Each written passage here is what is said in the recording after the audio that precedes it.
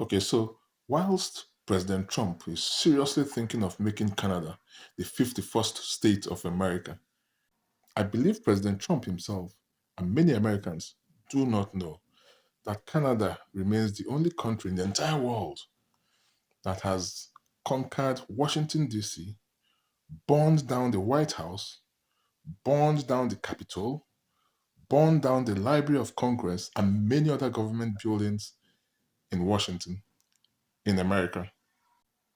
I'm sure you didn't know that. Well, now you know, but I'll narrate further. You see, the question we should first ask is why did the Canadians retaliate so destructively? Why were they so hell bent on burning down everything?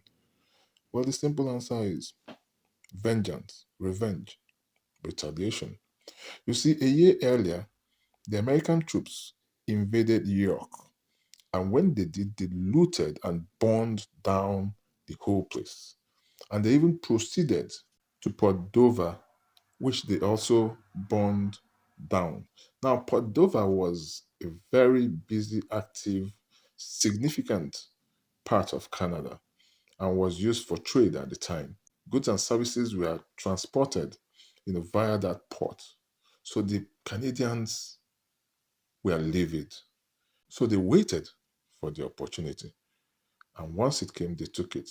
So when on August 24th, 1814, they succeeded to march into Washington and proceed to the White House, where actually they had to feast first before burning it down. Because when they came into the place, there was meals were set, maybe for people, maybe for guests, before they fled as the British troops advanced. When they came into the presidential mansion, they sat down and feasted on those meals first of all. After feasting and drinking, they then proceeded to burn down the White House. Then they moved on to the Capitol, burned it down. The Library of the Senate burned it down.